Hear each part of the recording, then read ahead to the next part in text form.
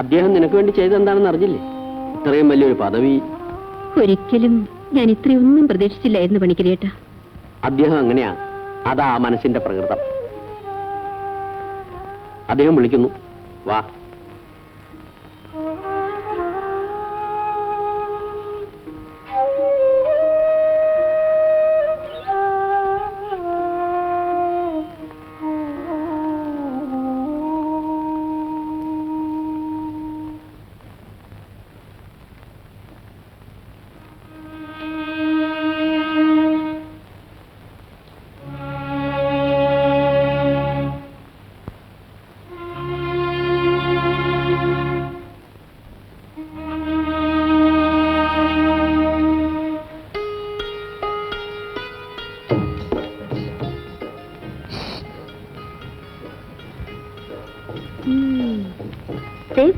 വായിച്ചുകൊണ്ടിരിക്കുമ്പോ ഉപദ്രവിക്കരുതെന്ന് പറഞ്ഞിട്ടില്ലേ? വക്കീൽ സാറിന് മൂക്കിന്റെ അറ്റത്താണല്ലോ കോപം. നല്ല ചന്തമുണ്ട് കാണാൻ. മൂക്കുറ്റി നിന്നു.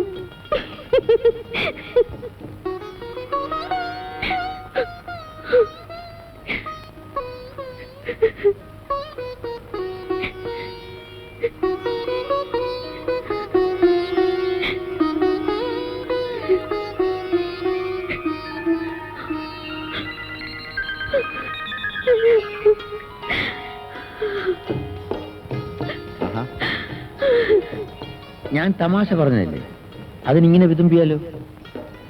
ഇങ്ങനെയാണെ കല്യാണം കഴിഞ്ഞാൽ ഞാൻ വിഷമിച്ചു പോവല്ലോ. കരച്ചിലൊക്കെ മാറ്റി ഒന്ന് ചിരിച്ചേ.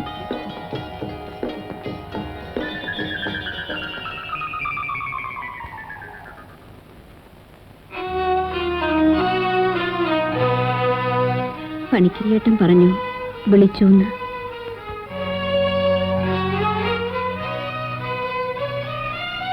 എനിക്ക് ഈ കേസിനെ കുറിച്ച് കൂടുതലായി അറിയാനുണ്ട്. കോടതിയിൽ ഉണ്ണി പറഞ്ഞത് അത്രയും സത്യമാണ്. നമ്മുടെ മോൻ, എന്റെ മോൻ, എനിക്കെന്റെ മോൻ മാത്രമേ ഉള്ളൂ, വേറെ ആരുമില്ല. ഞാൻ പാവമാണ്. എന്റെ മോനെ രക്ഷിക്കണം.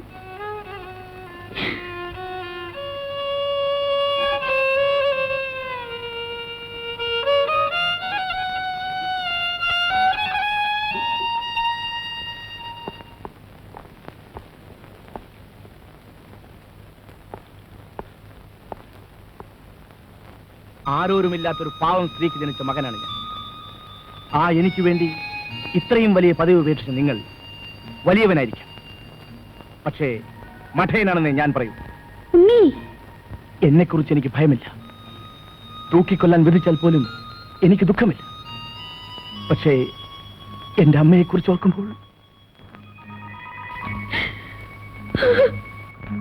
അച്ഛനെക്കുറിച്ച് പറയുമ്പോൾ മാത്രമേ ഞാൻ എന്റെ അമ്മയുടെ മുഖം തെളിഞ്ഞു കണ്ടിട്ടുള്ളൂ. അദ്ദേഹം വലിയ ആളാണത്രേ. സ്വന്തം മകനെ കണ്ടെത്താൻ ഇനിയും നട്ടലില്ലാത്ത മാന്യനായ അച്ഛനുണ്ടല്ലോ.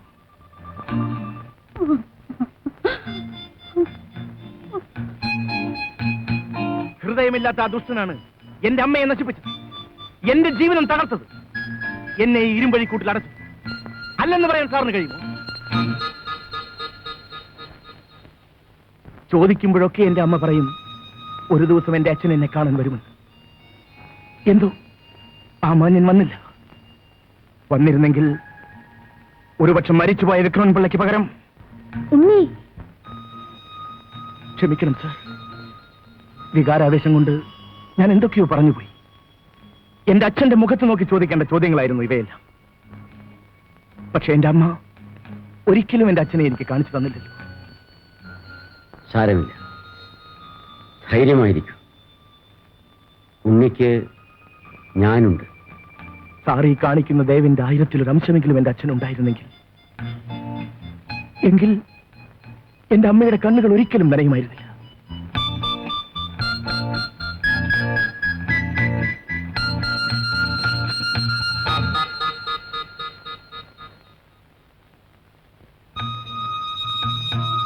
ഞാൻ വീണ്ടും എന്റെ അമ്മയെ കരയിപ്പിച്ചു. ഞാൻ ജനിച്ച നാൾ മുതൽ കരയാനേ അമ്മയ്ക്ക് നേരമുണ്ടായിട്ടു.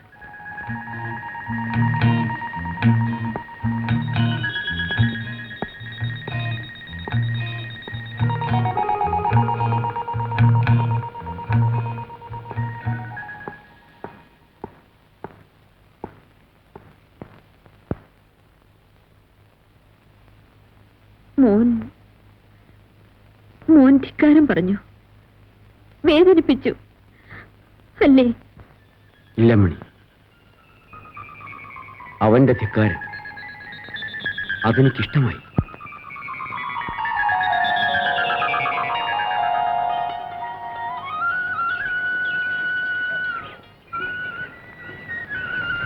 നമുക്കൊരു മോനുണ്ടാകുമ്പോൾ അവൻ എങ്ങനെയിരിക്കണം?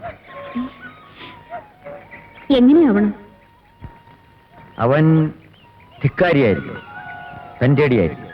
എല്ലാം ഞാൻ ഓർക്കുന്നു, ഇന്നലെ എന്നതുപോലെ.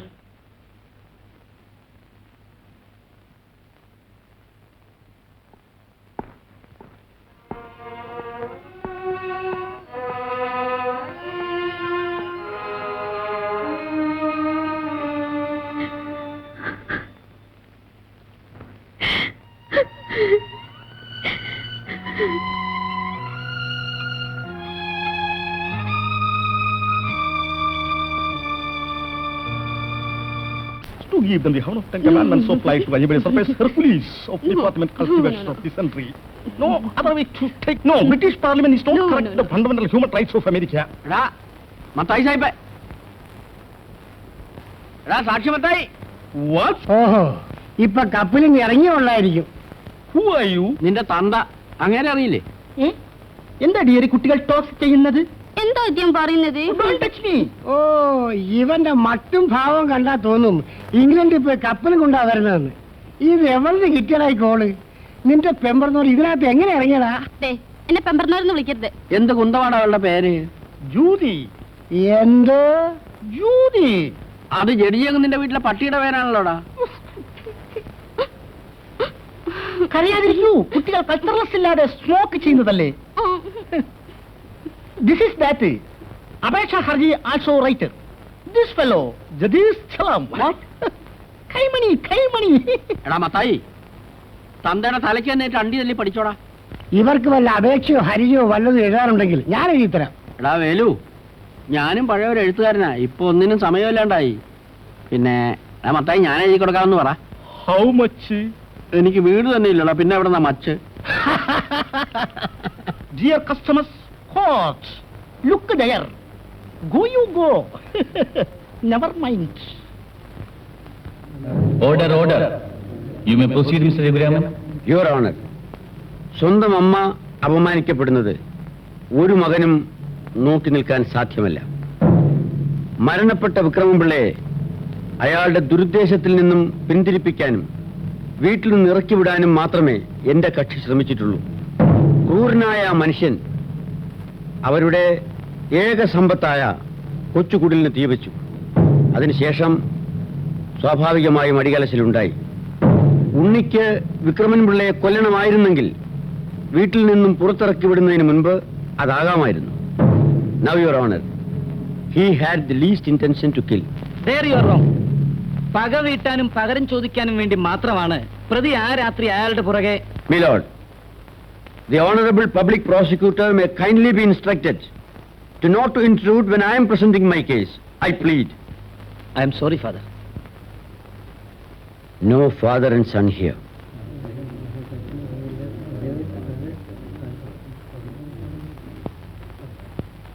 മരണം യാദൃശ്ചികമായിരുന്നു, അതൊരു കൊലപാതകമായിരുന്നില്ല.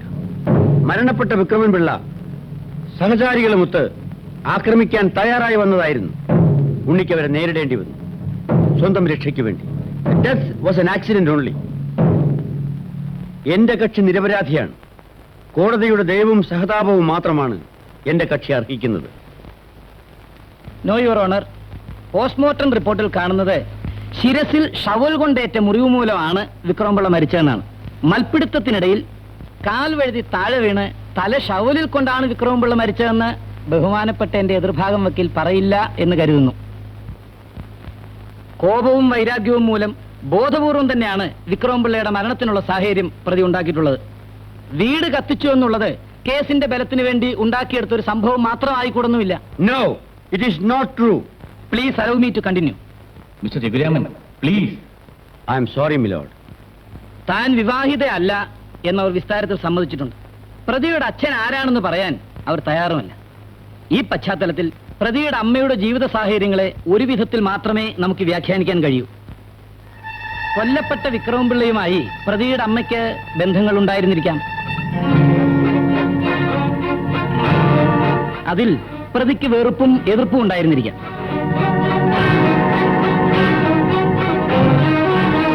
ആരറിഞ്ഞു കൊല്ലപ്പെട്ട വിക്രമപിള്ള തന്നെ അല്ല പ്രതിയുടെ അച്ഛനെന്ന്?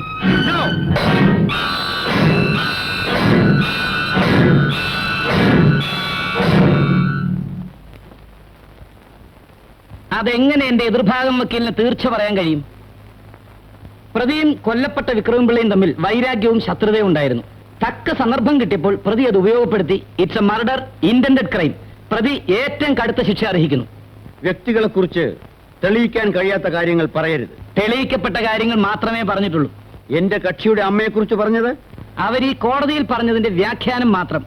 ഭർത്താവില്ലാതെ ജനിച്ച മകനാണ് ഉണ്ണിയെന്ന് ആ സ്ത്രീ കോടതിയിൽ പറഞ്ഞതിന് രേഖകളുണ്ട്. Balachandra,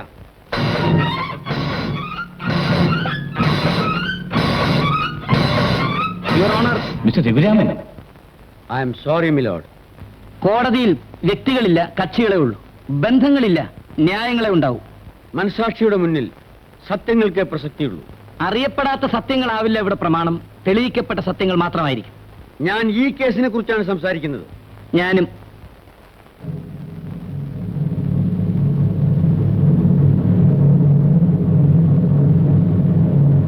the court is adjourned.